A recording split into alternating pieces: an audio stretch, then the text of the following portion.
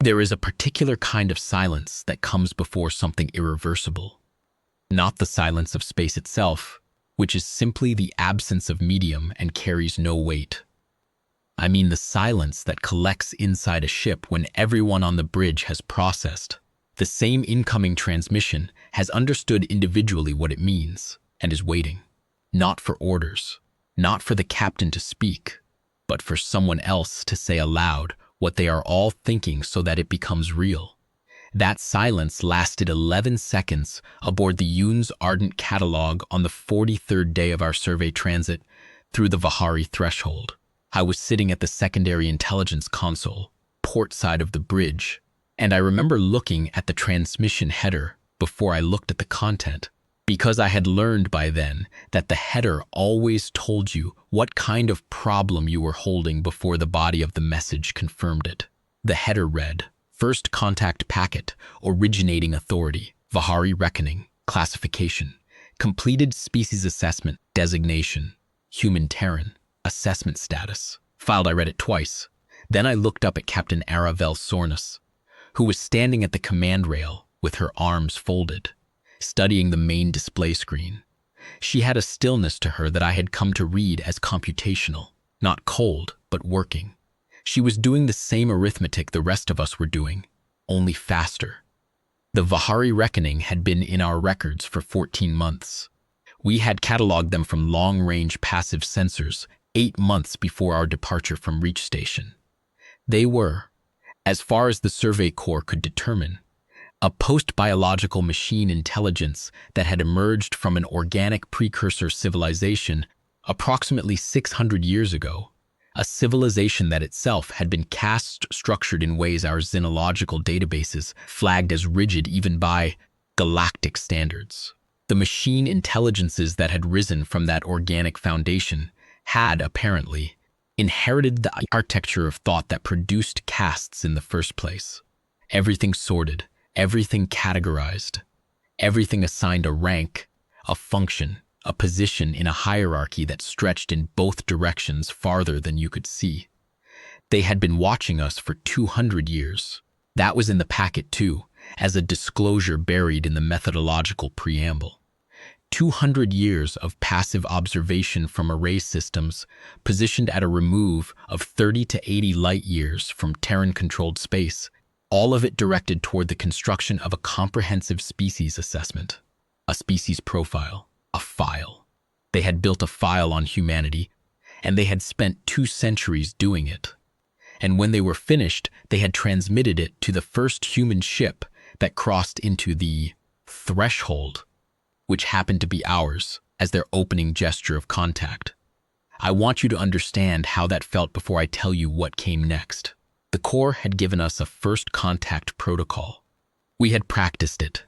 We had run dry scenarios at Reach Station for 3 weeks before departure, with 2 xenological advisors from the diplomatic Reach arm running the alien side responses, probing our crew for hesitation, for panic, for the particular kind of cognitive freeze that can seize a person when the abstract becomes the suddenly actual. We had a contact officer, Lieutenant Commander Prail Sooth, a tall woman from the northern settlements whose voice never rose above a conversational register, regardless of what she was looking at. We had linguist support. We had signal analysts. We had a standing order about transmission silence during initial exchange. Periods. None of the protocols covered receiving a completed file on yourself as the first transmission. The body of the packet was structured in 12 sections. I know this because I have read it roughly 400 times since that day, which is what happens when an intelligence document becomes the foundational exhibit in a Corps-wide review of first contact methodology. I have read it 400 times, and I will tell you now plainly that it is a remarkable document. It is not hostile. It is not aggressive. It is not even condescending in the way you might expect, the way a superior civilization might be condescending when addressing something it considers lesser. It is the document of a civilization that believes, genuinely and without malice, that to understand something fully is to have completed your relationship with it, that once a thing is properly filed, you know what it is, And knowing what it is tells you what it will do. And knowing what it will do allows you to proceed. The Vahari Reckoning had completed their relationship with humanity. They were proceeding. Section 1 was methodology. 200 years of passive observation, catalogued by a cascade of designations that translated roughly as biological substrate, behavioral patterning, technological index, communications analysis, territorial mapping, aggression index, cooperation coefficient, self-preservation modality, caste identification schema. That last one was, I noted at the time, longer than the others. They had spent a disproportionate amount of their observation effort trying to locate humanity's caste structure. Section 2 was biological substrate summary. It was accurate, mostly. They had the basics of our physiological profile, our environmental tolerances, our approximate lifespan range. They had classified us as fragile medium, a category that apparently sat between two others that translated as fragile low and robust, and had noted that we compensated for physical fragility with a suite of technological extensions that we carried with us habitually. This was also accurate. Section 3 was the behavioral patterning index. I read this one slowly. They had identified 11 distinct behavioral categories and had assigned each a weighted score reflecting frequency and intensity across the 200 years of observation. Communication density was high, cooperative formation was high, conflict initiation was moderate, conflict resolution was highly variable, which they had noted with a marker in the index that translated as irregular, a flag, not a criticism, but a flag nonetheless. Exploratory behavior was listed as extreme positive, which I took as a compliment, though it was framed as a data point. Section 4 was the technological index, long and detailed. I will not rehearse it. Their conclusions were broadly correct and not especially remarkable. Section 5 was communications analysis. They had been monitoring our electromagnetic output for 2 centuries, which meant they had more of our language, our culture, and our internal arguments than they likely intended to accumulate. Their translation matrix was sophisticated. Their understanding of the variance in human communication registers, formal, informal, professional, intimate, hostile, comedic, was better than I would have expected. They noted, with that same flag of irregular, that human communication registers did not map consistently to social hierarchy. In most caste-structured civilizations they had assessed, communication register was a reliable proxy for caste. In humans, it was not. They had filed this observation and moved past it. I think about that a lot, they noticed. They filed it and moved past it. Section 6 was territorial mapping. They had our explored space charted with reasonable accuracy. They had our settled worlds listed in order of establishment, our major installations, our transit routes. They had noted our expansion rate and extrapolated a trajectory. The trajectory intersected the Vahari threshold in approximately 40 years, which I suspect was part of why they had initiated contact now rather than later. Better to file the species while there was still manageable distance between us. Section 7 was the aggression index. This was, I would later learn, the section that the core review board spent the most time on. The Vahari had assessed our aggression index as moderate high, which was not unreasonable given what 200 years of electromagnetic monitoring might show you about humanity's internal and external conflicts. But they had also noted something in the methodology subnote that most of the board initially missed. The Vahari Aggression Index was a measure of aggression expressed toward other Vahari classified entities. Humans had no conflict record with the Vahari. The moderate high score was derived entirely from human-on-human conflict data, which they had categorized as internal and filed under a subheading that translated, imperfectly, as self-maintenance. The implication being that what we did to each other was housekeeping. I am not sure if that should have been more or less alarming than it was. Section 8 was the cooperation coefficient. Here they had noted something interesting. Our cooperation coefficient was simultaneously high, higher than the galactic average for sapient species. as computed against the Vahari's database of 83 assessed civilizations, and structurally unstable, by which they meant human cooperation formed and dissolved rapidly, reformed around different axes, and did not appear to be anchored to any stable hierarchical structure. Cooperation in most of their assessed civilizations tracked caste. High caste entities cooperated with high caste entities. Low caste entities cooperated with low caste entities. Cross-caste cooperation existed, but was bounded and formalized. In humans, the cooperation data showed no such pattern. A high-function individual might cooperate intensively with a low-function individual. Specialized roles exchanged cooperation with other specialized roles regardless of apparent hierarchy. The pattern did not resolve into a schema they could map. They had filed this under irregular with a secondary flag that translated as pending resolution. Section 9 was self-preservation modality. This was, of all 12 sections, the most technically accurate and the most revealing about the Vahari themselves. They had cataloged human self-preservation behavior with precision. We used technology as an extension of biological capacity, which they understood. We formed group structures for mutual protection, which they understood. We maintained medical and logistical infrastructure for survival support, which they understood. And then they had noted, with what I can only describe as genuine computational puzzlement, expressed through a string of irregular flags clustered more densely than anywhere else in the document, that human self-preservation behavior was not, in a statistically significant percentage of recorded instances, directed towards the self. They had the data. They understood the data. They could not resolve the data. Humans, their assessment noted, engaged in self-preservation modality behaviors on behalf of entities that were not themselves, were not their direct biological offspring, were not members of their identified cooperative group, were not members of their species in some recorded cases, at frequencies and intensities that exceeded the expected range for any civilization in their database. They had observed humans accepting severe or lethal harm to preserve entities they had known for hours. They had observed humans expending significant resources on the preservation of entities who had no capacity to reciprocate. They had observed humans traveling large distances at personal cost to provide self-preservation support to strangers. They had filed all of it, every instance, 200 years of data. They had tabulated it, calculated the frequencies, and arrived at a conclusion that they had placed in a box at the bottom of Section 9.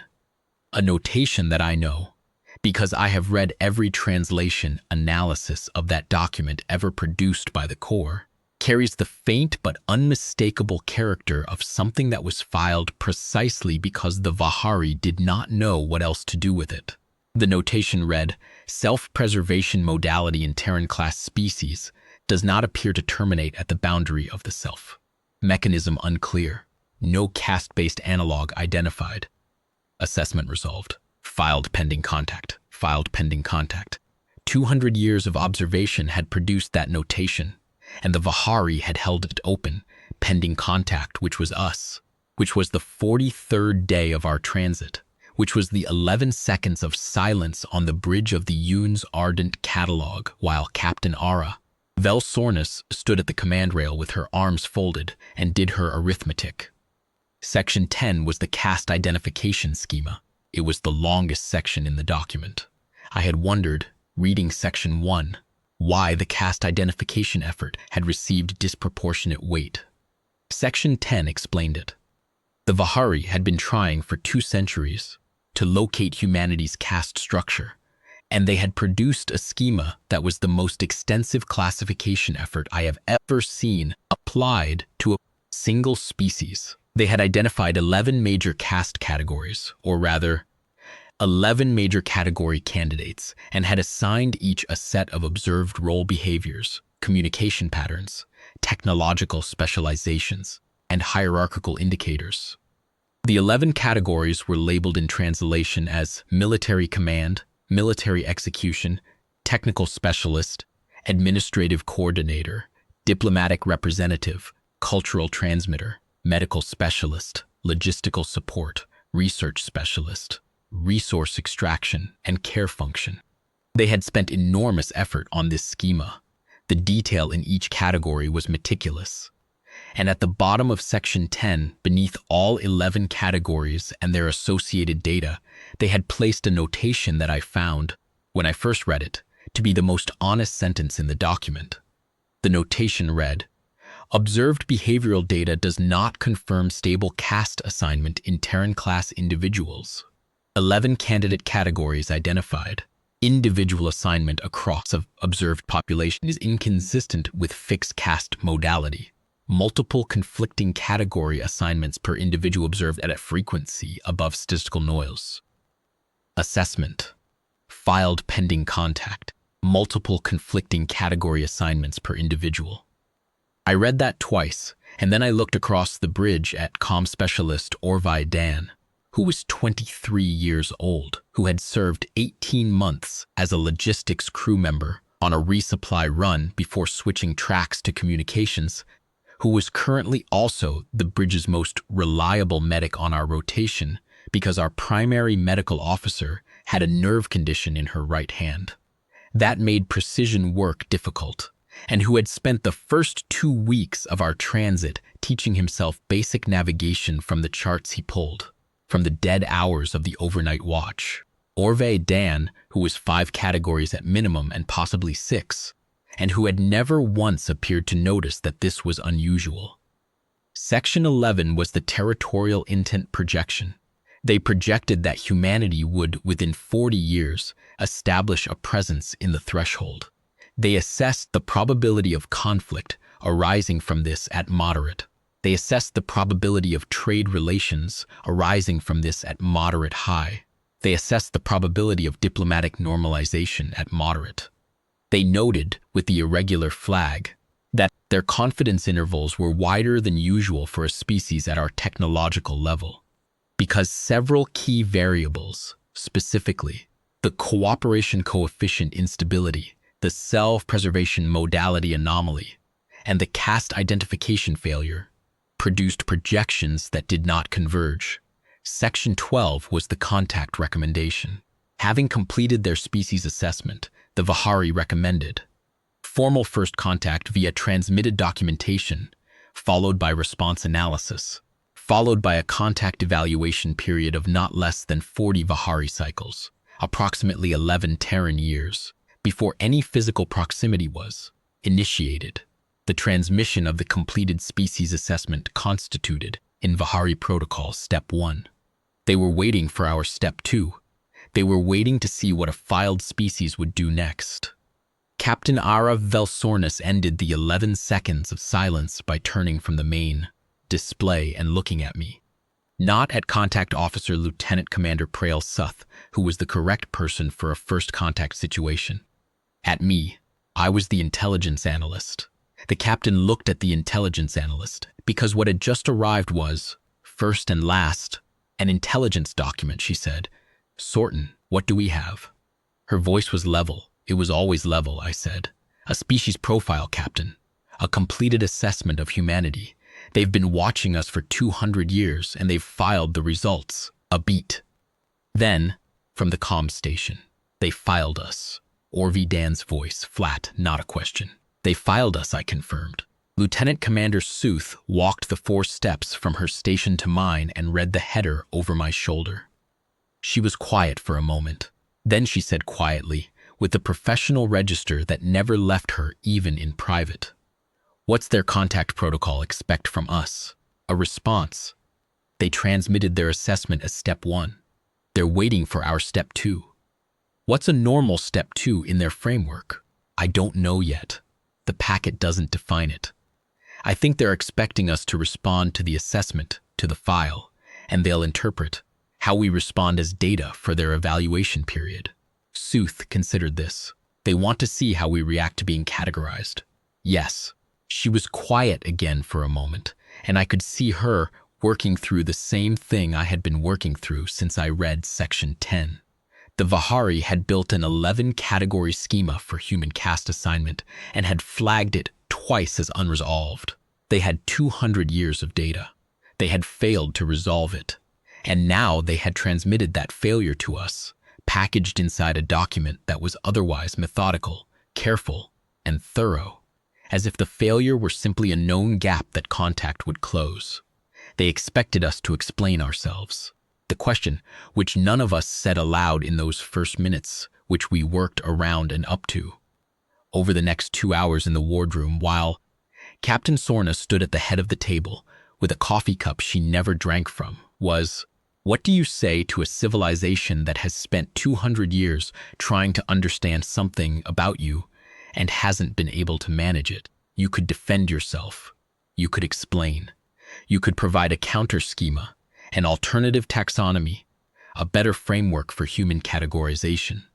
You could tell them that caste is not the right lens.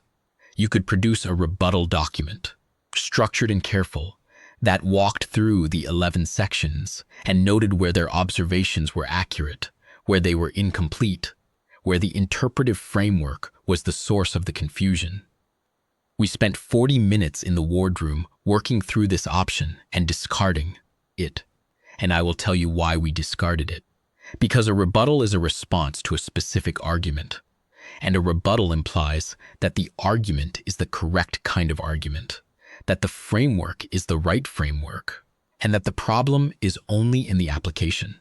We did not believe that. A rebuttal would have told the Vahari that their assessment's methodology was sound, and their data was incomplete. It wasn't.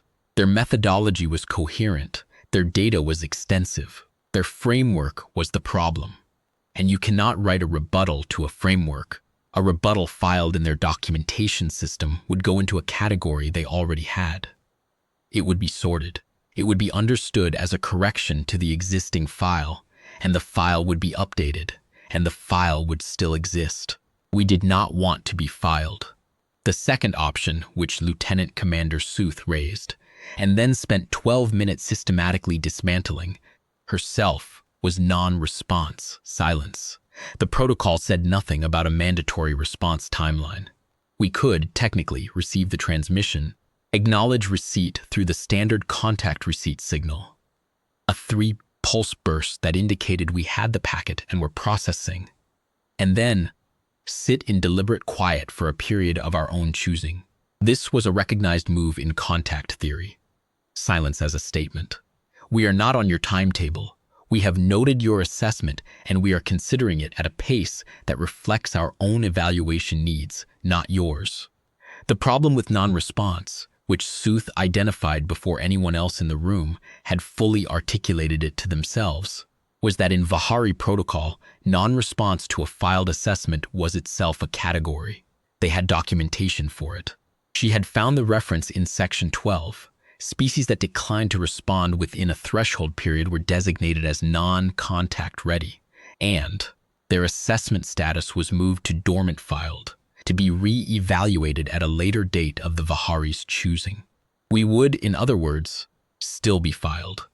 We would be filed as the species that hadn't written back. The file would be closed with a note indicating that we had chosen silence, and whatever the Vahari inferred from that silence would be the sum of what they knew about us, piled on top of the 200 years of observation data that had already failed to capture us accurately. We could not write back in a way that validated the file. We could not stay silent in a way that avoided the file.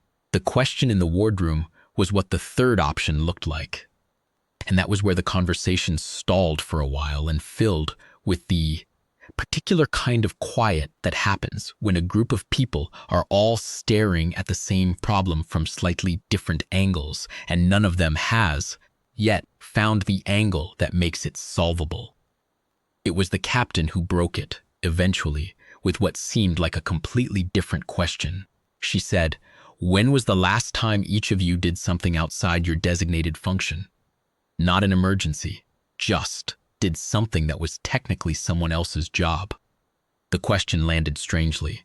We looked at each other around the table. Myself, Sooth, our senior navigator, Confounder Polari, the ship's diplomatic attaché, a quiet man named Resik Oan, who had said almost nothing since the packet arrived, And Orvi Dan, who was not senior staff, but who had been brought in because he had been the first one other than me to read the full packet, and his observations during that first hour on the bridge had been useful. Commander Pilari said, after a moment, that she had been covering stellar cartography updates for the science section because the section head had been off rotation for 2 weeks with a respiratory infection and someone had to keep the charts current.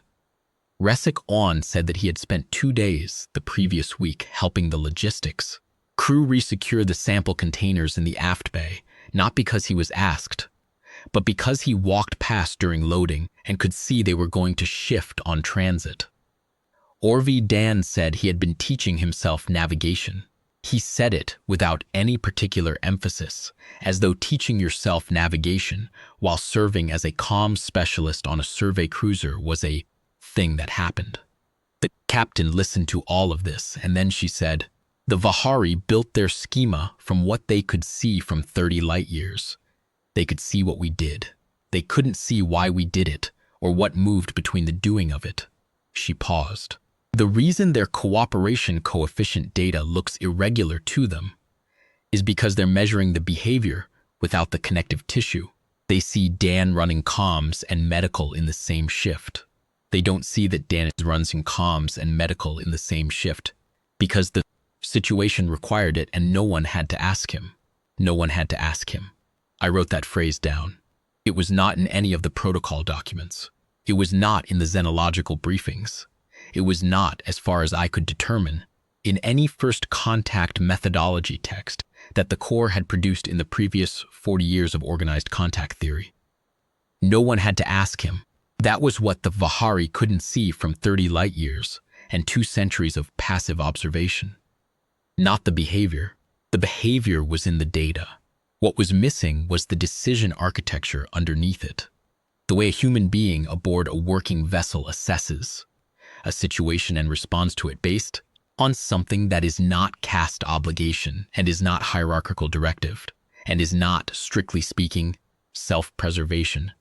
The way a human being simply sees what is needed and fills the gap because the gap is there and they are there and the gap matters. The Vahari schema had 11 categories. What it did not have anywhere in its structure was a category for person who notices what is needed and does it. That category would have been difficult to build from 30 light years away, because from 30 light years away, you could only observe the noticing and the doing.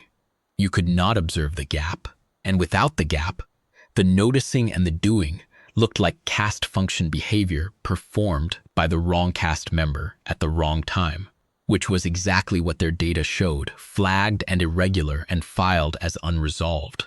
What we had instead was Commander Vel Soren, our chief engineer, who had nothing to do with the contact situation and had not been in the wardroom discussion, but who came to find me after the meeting dispersed and said, in the blunt manner of engineers who have solved a different problem than the one you gave them. I read the sections about the cooperation coefficient and the caste schema. I think they're looking at this from the outside. They've been looking at us from 30 to 80 light years out for 2 centuries, I said. They've only ever had the outside. Right, he said. So give them the inside. Commander Vel Soren, whose full name was Oris Vel Soren, and who had joined the Survey Corps as a propulsion technician on a short-term contract 12 years ago, and had moved laterally through maintenance systems, environmental engineering, and 2 years in tactical operations support before finding his way to chief engineer of a survey cruiser, which was a role that was not in his original contract and which he had assumed because the previous chief engineer had taken medical leave at Reach. Station and Soren had been the most qualified person present. He had 3 different certifications in fields that the Vahari schema would have assigned to 3 different caste categories. He read the contact packet in his off hours on the same morning I was reading it in mine, and he came to find me because it seemed to him, an engineer, that the simplest solution to the problem of being misunderstood was to provide better data, give them the inside. I took it to Captain Sornus that evening. She listened to Soren's framing asked 3 clarifying questions, and then sat very still for a moment with the coffee cup in her hands, looking at a fixed point on the opposite bulkhead. She said, "You're suggesting we send them operational records?" "Yes," I said. "Not classified material, not tactical data. Operational records, the ship's log, the duty rosters, the cross-qualification records, the incident reports, the ones that show how the crew responded when situations fell outside normal parameters, the record of who did what and when and why, visible. Why that, specifically? Because what the Vahari couldn't resolve was the caste failure and the cooperation anomaly. They couldn't understand why our roles aren't stable and why we cooperate outside hierarchical lines. The assessment document is built on observation from 30 light years out. They watched what we do from a distance. They've never seen why. The captain was quiet for a moment. "If we send operational records," she said slowly, "we're not responding to their assessment. We're not validating their framework, and we're not challenging it. We're giving them something they don't have a category for. Yes. And they'll have to decide what to do with it. Yes." She drank her coffee for the first time that evening. Then she put the cup down and said, "Draft it. Full operational record from departure to current date. All crew cross-qualification logs. All incident responses. Anonymize personal details, but keep role descriptions intact. I want them to see every instance where someone held a role they weren't primary, designated for. Every instance of cross-function cooperation. Every time the person who needed to step up and handle something was not the person that a clean hierarchical reading would have predicted. I drafted it. It took 31 hours. The UNES Ardent Catalogue had a crew of 62. Over the 43 days since departure from Reach Station, the operational log contained the following, among many other things. 11 documented instances of personnel perform primary functions outside their designated role classification. 4 instances of personnel from technical or support functions, assuming temporary leadership of bridge operations during crew rotations or captain, absent periods. 1 instance in which the junior navigator, a 26-year-old from the outer settlements named Yara Lena, who had never served on a survey vessel before this deployment, had been the first person on the scene during an atmospheric sampling malfunction in the lower science bay, and had improvised a containment solution that prevented a crew safety incident, using knowledge she had acquired from a junior engineering certification she held as a secondary qualification and had never been required to use before that moment. 1 instance in which Orve Adan had managed a medical response to a minor but sudden crew illness while simultaneously maintaining communications contact with Reach Station during a tight relay window. Because there was no one else who could do both, and he had done both. And 1 instance on day 19 of transit in which the captain herself had gone down to the cargo bay to assist with a manual resecurement of scientific equipment during a minor turbulence event, because she happened to be passing the bay when the alarm sounded, and it was faster to help than to find someone. In a caste-structured civilization, a captain does not go to the cargo bay. A captain exists at the top of the hierarchy and performs the functions of the top of the hierarchy. The captain is the captain. The technician is the technician. When the alarm sounds, the correct technician responds, and the captain does not. Our captain had gone to the cargo bay. I included that incident in the transmission. I flagged it with a cross-reference to the Vahari's Section 10, the caste identification schema, and I wrote a single annotation, the only annotation in the entire transmission, which read, "This is not an exception, this is data." We transmitted the operational record on day 46. It was 840 pages of documentation in Terran standard format with a full translation matrix attached. We had used the Vahari's own translation framework, the one embedded in their original packet, which was sophisticated and which, when applied to operational log-style documentation, produced a clean and readable result. Then we waited. In the Vahari's contact protocol, Response evaluation took a fixed period of between 2 and 7 of their cycles, which translated to between 4 months and approximately 2 years. We had been told in Section 12 that the evaluation period for first contact correspondence was not less than 11 Terran years. We assumed the operational record would be filed, catalogued, and analyzed over a period of months to years. We had not stopped being a survey vessel in the meantime. Captain Sornus had made that clear on the morning of day 47, the day after we transmitted, when she stood at the top of the duty briefing and said, in the same conversational register she used for everything, that we had work to continue and a survey corridor to cover, and that the contact event would be logged in the record and handled through proper channels when we returned to reach station, but that for the duration of the transit the mission proceeded as planned. The mission proceeded. We ran our sensor sweeps, we updated the stellar charts. Commander Polari ran her navigation calculations for the next sector entry point. The science section continued processing sample data from the 3 planetary flyby contacts we had made in the first 5 weeks. Oris Velsorin ran his engine diagnostics on their standard schedule. Orvidan ran comms. Resik Awan, our diplomatic attaché who had said almost nothing during the wardroom meeting, turned out to be a meticulous drafter of contact event documentation, and he spent the days following the transmission producing a preliminary contact report that was, when I read it, the most carefully written document I had encountered in my Corps career. He had a background in comparative philosophy that the Corps had apparently decided made him suitable for diplomatic work, and it showed in the report. He did not merely describe what had happened, he situated it, placing the Vahari packet and our response in a context of contact event typology that I had not seen assembled before. I read his report on day 50, alone in my bunk during a late watch, and I found myself thinking about the Vahari's self-preservation modality section, the one with the dense cluster of irregular flags around human willingness to expend effort and risk on behalf of others. I had read it as a data observation when I first encountered it. Reading Resik Awan's report gave me a different frame.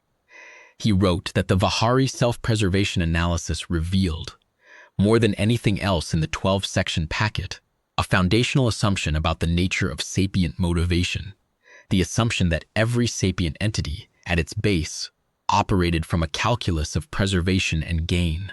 That cooperation happened because it served the cooperating parties. That altruistic appearing behavior was, in the schema, a form of self-preservation directed at social standing or reproductive fitness or long-term caste security. That there was always, underneath the surface behavior, a mechanism that pointed back to the individual's own continuation. The Vahari had tried to apply this analysis to human behavior and had produced a dense cluster of irregular flags because the mechanism was not there. Or rather, Juan's phrasing here was careful and precise. The mechanism was not absent. It was present but not terminal. Human motivation did trace back through social connection, through shared stakes, through what he called invested concern. But the terminal point of the chain was not always the individual. The chain terminated, in many documented cases, at something else. At the person in the cargo bay who needed help. At the situation that needed to be handled. At the gap.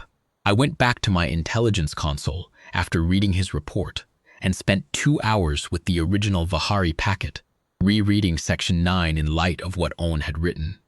The irregular flags were still there, clustering most densely around the specific recorded instances where a human had accepted harm or cost to benefit someone or something outside their direct hierarchy. But reading them now, I could see something I had missed the first time. The Vahari had not flagged these instances as wrong, or as deceptive, or as behavior that masked a hidden self-serving mechanism. They had flagged them as genuinely inexplicable within their framework. They had looked at a human being extending cost to a stranger and thought, we cannot account for this. The mechanism is absent. The data point does not resolve. They had spent 2 centuries looking at that data, and it had still not resolved. and when they transmitted their packet, they had included it in the file. Not explained, not rationalized, not quietly omitted because it was inconvenient, but included, flagged, and labeled honestly as beyond their current assessment capacity. I found that, unexpectedly, a thing I could respect. Whatever the Vahari were, they were honest about the limits of their categories. They did not force the data to fit the schema. They flagged it and kept it open and waited for contact to bring more information. They were, in that way, doing what any decent intelligence analyst would do. I had read worse methodology in core internal documentation. Their response came in 11 days. I was asleep when it arrived. Orvai Dan woke me on the ship intercom with a voice that was trying very hard to be professional and not quite managing it. He said, "Lieutenant Commander Sorton, incoming transmission from the Vahari Reckoning. It is you should come to the bridge." I said, "Classification?" A short pause. The header reads, "Assessment update, designation human Terran, classification status, pending revision." I was on the bridge in 4 minutes. The transmission was shorter than the first. Not brief, it was 43 pages, but shorter, structured differently. The Vahari wrote in long, dense documentation by default. 43 pages from them was, I understood by then, functionally urgent. Something had moved in their processing fast enough that they had sent 43 pages in 11 days, instead of the months or years their protocol specified. I'd sat with that number, 11 days, for a long time before the transmission arrived, not expecting it, only registering it afterward as meaningful. In their own protocol document, the Vahari had specified evaluation periods of not less than 11 Terran years for first contact correspondence. 11 days was not a deviation from protocol. It was a rupture. I had read enough of their documentation by then to understand that the Vahari did not rupture their own timelines without cause. They were, at their computational core, creatures of process. Process was the inheritance of the caste system that had produced them. Everything had its order, its sequence, its allotted time. You did not truncate an 11-year evaluation to 11 days unless something in the processing had refused to wait. Something in their processing had refused to wait. The first section was a methodology note. They had processed the operational record. They had run the documentation against their assessment database, cross-referencing the Ardent Catalogue's crew operational data against the species profile in the original packet. They noted that the new data was structurally dissimilar to all prior observational data, not in content. The behaviors were consistent with what they had observed from a distance, but in resolution. They had, for the first time, data with sufficient internal context to observe not just what individual humans did, but the sequence of reasoning and circumstance that produced the behavior. They found this distressing. They did not say distressing. They said computationally burdensome. But I had been reading Vahari translated documentation for long enough by then to understand that computationally burdensome was their way of saying, this does not go where we expected it to go, and that troubles us. The second section was a revised caste analysis. They had run the Ardent Catalogue crew data against all 11 caste categories and confirmed what their original assessment had flagged. Individual humans did not hold stable caste positions. But the revision added something. They had identified, in the operational record, what they described as a pattern that did not correspond to any caste migration behavior in their database. In caste migration, movement between caste positions, the individual changes designation and acquires the behaviors of the new caste. The individual leaves one category and enters another. In the Ardent Catalogue data, individuals did not migrate. They held multiple category assignments simultaneously. They were technical specialist and administrative coordinator in the same watch period. They were military execution and medical specialist in the same incident response. They were research specialist and care function and logistical support in the same human being on the same day. The Vahari had no category for this. Their schema did not contain a node for simultaneous multicast assignment. Their database of 83 assessed civilizations did not contain a precedent. They noted this. And then, in a subsection of the revised caste analysis that I nearly missed on first reading because it was buried beneath a dense block of methodological notation, they had added something else. They had gone back through their 200-year observational archive and rerun the caste identification analysis with the new framework in hand, specifically with the simultaneous multi-assignment pattern identified as a hypothesis to test. They had asked the archive, if we discard the assumption of stable caste assignment and look instead for evidence of simultaneous function overlap, what do we find? What they found was that the pattern was present throughout the full 2 centuries of observation. Every human they had observed in sufficient resolution, every ship, every transmission, every observed interaction showed the same signature when the archive was reread with new eyes: multifunction, simultaneous, non-migrating. It had always been there. Their original assessment framework had processed it as noise, as irregular data, as assessment failures, and had flagged it and moved on. Reread with the operational record as a calibration document, it resolved into signal. They had misread 2 centuries of data because their framework had told them what to look for, and the thing they were looking for was not there. And they had not thought to question the thing they were looking for. I have thought about that particular finding more than any other single element of the contact event. 200 years of data, correctly observed, incorrectly interpreted, because the framework of interpretation was the limiting factor, not the quality of observation. They had been looking at us clearly for 2 centuries. They had simply been looking through the wrong lens. And because the lens was their inheritance, was the architecture of thought that had produced their civilization and their machine intelligences, and their methodology, they had not known it was a lens. They had thought it was just how things were. Then they noted something else. They had, in processing the operational record, applied their self-preservation modality analysis to the specific, contextualized incidents, the ones where Yara Lenny improvised a containment solution, where Orvi Dan split his attention between comms and medical response, where the captain went to the cargo bay. In each case, they had attempted to assign a self-preservation modality designation. In each case, the designation had returned a null result, because in each case, there was no identifiable threat to the individual performing the function. Yara Lene had not been in danger during the malfunction. Orvi Dan had not been in danger during the dual function response. The captain had not been in danger when she walked into the cargo bay. There was no self-preservation driver. There was no caste obligation. There was no hierarchical directive. The Vahari had looked at those incidents with their full contextual resolution and found them inexplicable.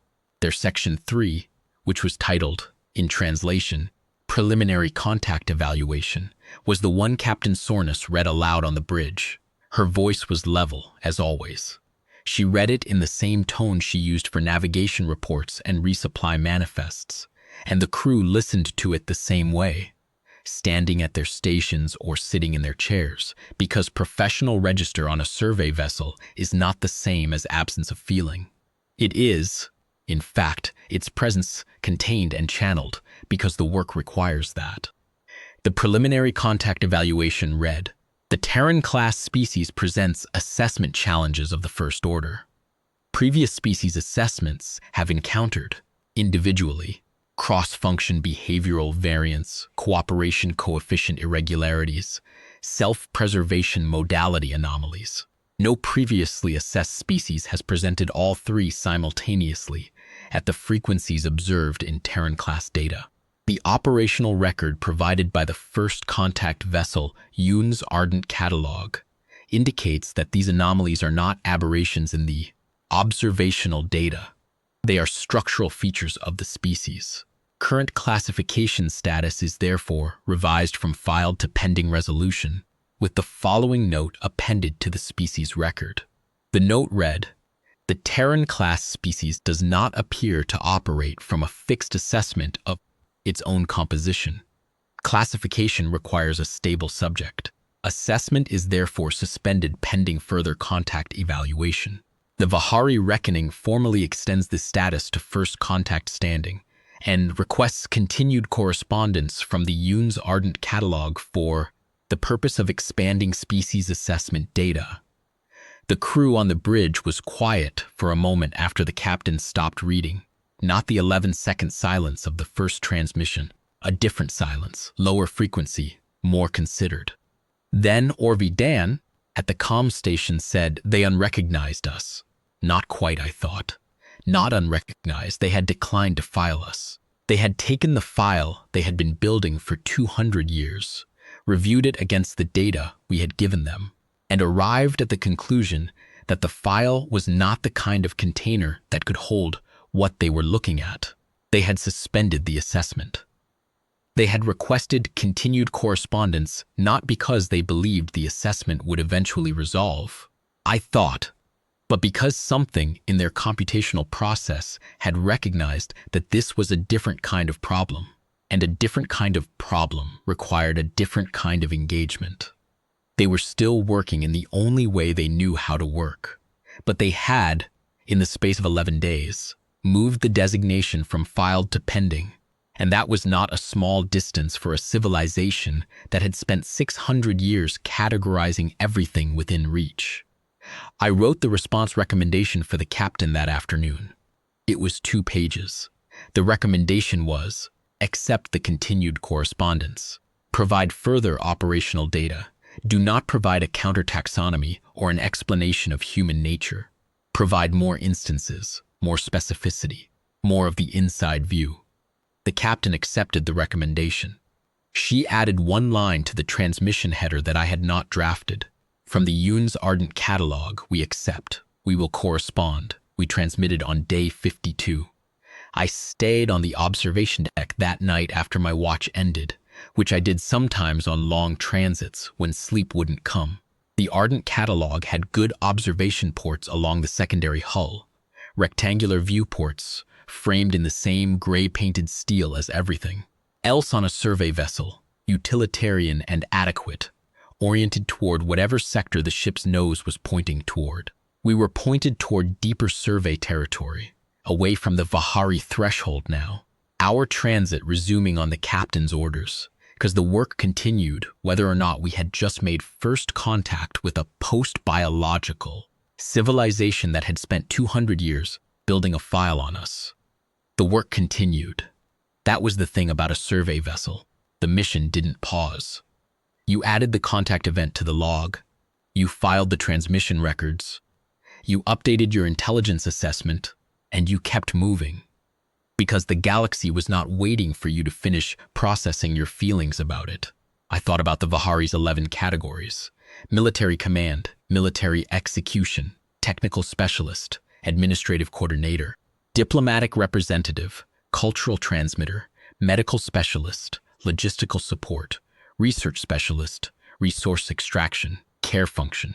11 boxes carefully built over 600 years of observational data from 83 civilizations. 11 boxes and a methodology refined over centuries, applied to humanity for 200 years, and returning a result that their own documentation described as unresolved. I thought about Yara Lenny and the containment solution. I thought about Orvie Dan running comms and medical simultaneously during the relay window. I thought about Oris Velsoren reading the contact packet in his off hours and walking across the ship to find me because the engineering solution, a misunderstanding, is better data. I thought about the captain in the cargo bay. The Vahari had a caste system inherited from an organic civilization that built it over thousands of years. The organic civilization had, at some point in those thousands of years, decided that the way to structure a society was to assign each component its function, fix it in place, and ensure that the components performed their designated functions reliably. It was a sensible approach. It had produced a stable civilization, and the machine intelligences that had risen from that civilization had kept the architecture because it was the architecture that had worked. We had not done that. We had never quite managed to do that. though there had been attempts throughout our history, and some of them had been sustained for long periods, and some of them had produced stable civilizations, too, in their way. But the attempts had never quite held. The caste always frayed at the edges. The assigned function always slipped.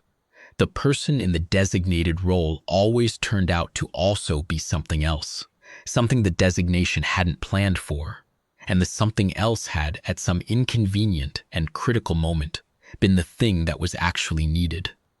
We were bad at staying in our boxes. We had been bad at it for as long as we had existed, and we had carried that failure with us to the stars.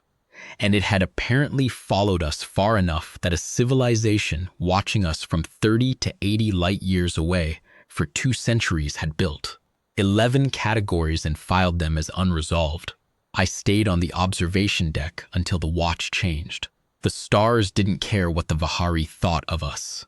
The stars had been there long before either of us, and would be there long after the file was closed, whatever closing it meant. But the stars also, I thought, did not file things. The stars did not build categories and assign designations and mark things as pending resolution. When the data refused to cooperate, the stars just were. You navigated by them or you didn't. We navigated by them. The formal contact record I submitted to the Corps on our return to Reach Station ran to 311 pages. The Corps Review Board convened 6 months after our return and spent 4 months going through the Vahari packet, our operational record transmission, and the Vahari's revised assessment response. The board produced a report and a set of recommendations for first contact methodology that I read when they were published and found mostly sound. The board's primary finding was that the Vahari first contact event had demonstrated the inadequacy of response-based contact protocols in situations where the initiating party had already fixed a comprehensive interpretive framework prior to contact. If the Vahari had transmitted their species assessment as a preliminary framework, a working document, here is what we think we know. Now let us verify. A rebuttal or a correction would have been an appropriate response. But they had transmitted it as a completed file. Filing something means you're done with it. Responding to a closed file with corrections to the file implicitly validates the file. The board concluded that in cases of pre-completed species assessment, the correct first contact response was not a response to the assessment, but a provision of data the assessment framework could not accommodate. Give them the inside. Oris Vel Soren, chief engineer, who had arrived at the same conclusion in approximately 12 hours and walked across the ship to tell me. The board also noted, in a subsection that did not make it into the public summary, that the Vahari's failure to resolve human caste assignment was likely to be a persistent feature of contact relations with their civilization, and that this failure had an interesting property. It made us unclassifiable in their system, which made us difficult to assess, which made us unpredictable in a way that was distinct from simply being dangerous. Dangerous civilizations could be filed under dangerous. We could not be filed at all. The board recommended that this property be understood as an asset rather than an obstacle. I agreed with that. I still agree with it. The board also spent considerable time, a full section of its report, on the question of whether our response had been strategically optimal, by which they meant whether the operational record transmission had given the Vahari information that could be used against us. This is the kind of question a review board is required to ask. I had expected it and had prepared a counter-argument in advance, which I submitted as an appendix to my formal report. The counter-argument was this. What we had shown the Vahari was not a vulnerability. It was the truth of how we worked, and the truth of how we worked was not separable from the capacity that made us capable of functioning at all. You could not reveal to an adversary our structural tendency toward multifunction cooperation, and then take that tendency away. It was not a tactical posture we had adopted. It was not a protocol we had chosen. It was the thing that, when Yara Lene walked into the lower science bay and found a malfunction in progress, caused her to fix it instead of going to find someone whose job it was to fix it. You could not strip that out and leave the rest of us intact. The Vahari, knowing it, changed nothing about its presence in us and what it told them, what it had already told them in 11 days of processing, was not that we were exploitable. What it told them was that they could not predict us cleanly, because the person who would respond to any given situation was not determinable in advance by any schema they possessed. The board accepted the counter-argument, with a note that further analysis would be required as the contact relationship with the Vahari Reckoning developed. That was 4 years ago. I am now the senior intelligence analyst on the Vahari contact desk at Reach Station. In 4 years, the Vahari Reckoning has transmitted 47 follow-up packets, each one shorter than the last, each one containing what I have come to recognize as the Vahari version of a question. Not a question in the direct sense, because the Vahari did not ask questions in their initial correspondence framework. They made observations and flagged them as unresolved, and the flagging was the question, and we were expected to respond with data that would either resolve the flag or not. 47 packets, 47 clusters of irregular flags, 47 opportunities for us to provide data they did not have a category for. We had responded to all 47.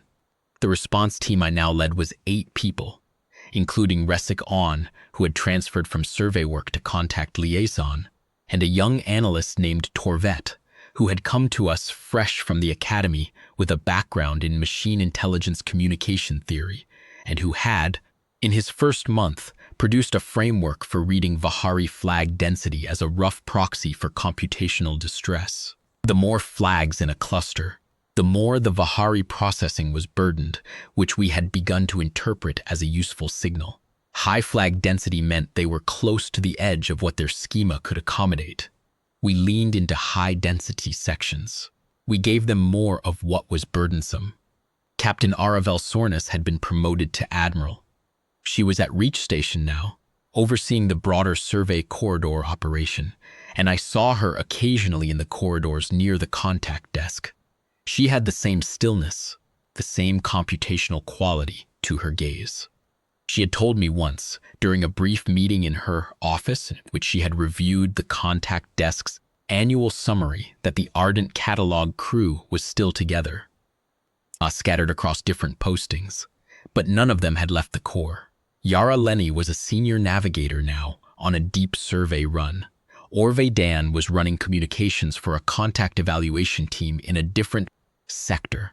Oris Velsoren was the chief engineer of a carrier-class vessel out of the inner system. They were all doing things that their original role designations had not predicted. I put that in my personal file, not the core file, my own. The core file had its categories. Mine stayed open, the way the Vahari's record of us stayed open, because some things are best kept that way, not unfinished, but unfinishable, which is a different thing entirely. The last thing I did before submitting my personal intelligence and assessment to the board was add a final note to the section on the Vahari's pending designation. Their record for humanity as of the end of our contact period read classification status, pending resolution. I added this note. The Vahari's assessment failure is the most accurate thing they have ever written about us. Not because it is flattering, and not because it confirms anything we wish to believe about ourselves, but because in 2 centuries of careful observation, building the most comprehensive species profile their methodology could produce, they arrived at the correct conclusion. They just couldn't file it, pending resolution. That is, I think, the most honest description of us I have encountered in 15 years of intelligence work on alien contact. Not that we are exceptional, not that we are powerful or unique or destined for anything, only that we do not resolve neatly. That when something breaks, the person who fixes it is not always, or even usually, the person the schema predicted. That cooperation does not follow the lines it is supposed to follow. And that self-preservation does not terminate where it is supposed to terminate. And that the file stays open. The file stays open. After all this time, after everything the Vahari observed and documented and categorized with a precision that should have been sufficient, the file stays open. I have decided, in the years since the Ardent Catalogue returned from the threshold, that I am glad of it.